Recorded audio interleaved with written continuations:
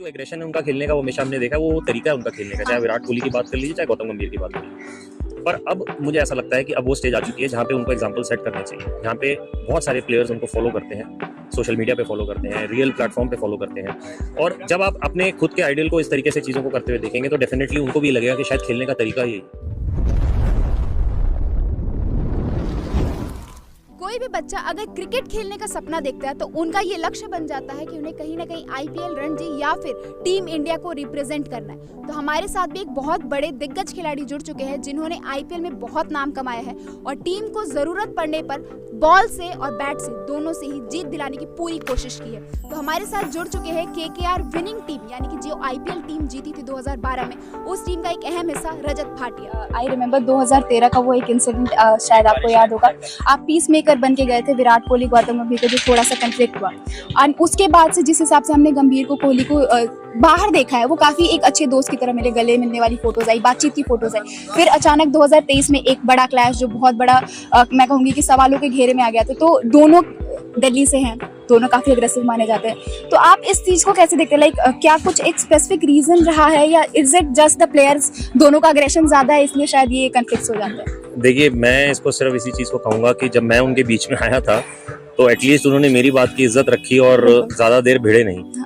गौतम अपनी जगह चले गए और विराट कोहली अपनी जगह चले गए। अब लोग इस चीज़ को ये देखते हैं कि भाई जी मैंने उनको लड़ाई रुकवाई है। शायद हो सकता है उन्होंने मुझे इज्जत दी और एक बड़ा भाई होने के नाते आपस में लड़े नहीं और छोड़े। अब उसके बाद जो एग्रेशन है उनका खेलने का वो हमेशा हमने देखा है, वो तरीका है उनका खेलने का, चाहे विराट कोहली की बात कर लीजिए चाहे गौतम गंभीर की बात कर लीजिए। पर अब मुझे ऐसा लगता है कि अब वो स्टेज आ चुकी है जहाँ पे उनको एग्जाम्पल सेट करने चाहिए, जहाँ पे बहुत सारे प्लेयर्स उनको फॉलो करते हैं, सोशल मीडिया पे फॉलो करते हैं, रियल प्लेटफॉर्म पे फॉलो करते हैं। और जब आप अपने खुद के आइडियल को इस तरीके से चीज़ों को करते हुए देखेंगे तो डेफिनेटली उनको भी लगेगा कि शायद खेलने का तरीका ही यही है। तो अब मुझे लगता है कि उनको यही करना चाहिए कि जो क्लैश हुआ है उसको कम, और जो पिक्चर्स आपको इकट्ठे मिलती हुई दिखती हैं वो ज़्यादा दिखानी चाहिए। दिखाने का मतलब यही है कि अब वो समय निकल गया है कि जहाँ पे आपका आपस में कोई क्लैश रहे। अब मुझे ऐसा लगता है कि अब क्रिकेट फील्ड के बाहर जो लाइफ है वो ज़्यादा देर आपने बितानी है रेदर देन क्रिकेट फील्ड के अंदर। तो इस चीज़ को जितनी जल्दी समाप्त किया जाए, और यहाँ पे मुझे ऐसा लगता है कि जितना जल्दी एक जो बड़ा स्टेप है वो लेना कि इन चीज़ों को सॉर्ट आउट करने वाली चीज़ ज़्यादा से ज़्यादा होनी चाहिए रेदर देन कि इस चीज़ों को ऐसे छोड़ देनी। जी हाँ, बिल्कुल। एक और यहाँ पे आईपीएल पे हम लोग बातचीत कर रहे हैं। आपका जब डेब्यू हुआ 2008 में, बिल्कुल यंग प्लेयर्स, एक चीज़ ये कहेंगे कि आईपीएल यंग था, अब यंग प्लेयर्स का आईपीएल हो चुका है। जो हम लोग प्रतिभा की बात करते हैं जहाँ पे अपॉर्चुनिटी मिलती है खिलाड़ियों को, अब हमने देखा यशस्वी जायसवाल हैं, फिर हमारे अभी इमर्जिंग प्लेयर्स में बहुत सारे नाम है, नेहाल वडेरा का नाम है, रिंकू सिंह का नाम बहुत उठा है। तो धीरे धीरे आप क्या ये देख रहे हैं कि जैसे जैसे आईपीएल की ग्रोथ हुई है, अपॉर्चुनिटीज ज्यादा बढ़ी हैं, तो इसके बारे में आपका क्या कहना होगा? देखिए, अपॉर्चुनिटीज पहले भी थी। हाँ। और जब हम खेल रहे थे तब हम डोमेस्टिक खेलते थे, तब हमें अपॉर्चुनिटी डोमेस्टिक में, बट आईपीएल आने से ये हो गया कि जी एक डोमेस्टिक प्लेयर उस तरीके से कमाने लग गया जिस तरीके से एक इंटरनेशनल प्लेयर कमाता है, इंटरनेशनल प्लेयर उस तरीके से कमाने लग गया कि जिस तरीके से एक प्रोफेशनल कमाता है। आप प्रोफेशनल में आप समझ सकते हैं कि कितनी सारी लीग्स और भी चलती हैं, ये नहीं कि सिर्फ क्रिकेट की, बहुत बड़ी बड़ी लीग्स चलती हैं। तो अच्छी बात है, अपॉर्चुनिटीज आगे और बढ़ेंगी और इसमें पैसा आएगा। बीसीसीआई प्रॉफिट कर रहा है, जब इंडिया प्रॉफिट कर रहा है, बीसीसीआई प्रॉफिट कर रहा है, तो हमारा देश भी आगे बढ़ रहा है। वो पैसा कहाँ आ रहा है? वो पैसा हमारे देश में ही है, हमारे देश में टूरिज्म बढ़ता है उस टाइम पे। तो ये अच्छी बात है, हमें तो ये करना चाहिए कि और आए इसके अंदर पैसा। और साथ साथ हमें ये भी देखना है कि जो प्लेयर इसमें खेल रहे हैं कहीं वो इस चीज में बह ना जाए, उनके जो जमीन पे जो पैर हैं वो टिके रहे, क्योंकि ये क्रिकेट जो है ना, ये सिर्फ 2 महीने की नहीं है, ये उसके बाद जो बाकी 10 महीने आप अपने आप को कैसे मैनेज करते हैं, ये वो क्रिकेट। बिल्कुल। यहाँ पे जैसे आपने इतनी सारी ये बातें कही कि हमें कहीं ना कहीं जो प्लेयर्स हैं वो आगे बढ़ रहे हैं। अभी मैंने पीछे सुना कि आप फिटनेस की बात कर रहे थे और अपॉर्चुनिटीज आपने बिल्कुल बोला कि आगे और शायद बढ़ गई हैं, आपको एक वो ग्रैब करने की जरूरत है, लेकिन सबसे ज्यादा जो अहमियत देनी चाहिए वो है फिटनेस। और फिटनेस का आपने बोला कि अभी शायद 10 में से 9 बच्चे जो हैं वो आपको ओवरवेट नजर आते हैं। तो इसका क्या बेसिक रीजन है? Is it just the mobiles, या जो हम कहेंगे कि टेक्नोलॉजी में ग्रोथ है, या शायद कंसंट्रेशन की कमी हुई है बच्चों के अंदर?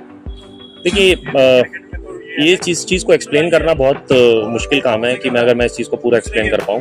बट मुझे ऐसा लगता है जितना बच्चा ग्राउंड पे आएगा, समय ग्राउंड पे ज़्यादा बिताएगा और घर में फ़ोन पे और क्या कहते हैं आईपैड्स पे कम, तो डेफिनेटली आप देख सकते हैं कि वो बच्चा ज़्यादा बेटर आपको दिखाई देगा मेंटली भी, और इम्यून सिस्टम भी उसका स्ट्रांग होगा। रही बात फिटनेस की, तो आप देख सकते हैं कि अभी इंडियन टीम में भी कितने प्लेयर्स इंजर्ड हो रहे हैं, और मैंने पहले भी बोला और अब भी बोलूंगा कि जब तक स्ट्रेंथ एंड कंडीशनिंग प्रोग्राम हमारे यहाँ पे फॉलो होता रहेगा तब आपको इंजरीज दिखती रहेंगी।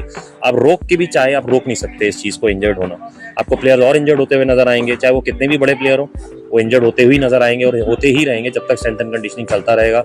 इसके लिए एक स्पेसिफिक प्रोग्राम डिजाइन होना चाहिए फिटनेस के ऊपर, और वो प्रोग्राम मुझे पता है वो क्या है।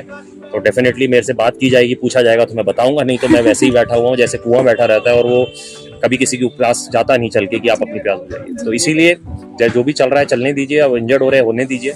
मैं उम्मीद करता हूँ कि इस चीज़ को जल्दी सॉर्ट आउट किया जाएगा। सिर्फ आप इस चीज़ को अगर आप यही लगा के चलेंगे कि अपने आप ये चीज़ ठीक हो जाएगी, होगी।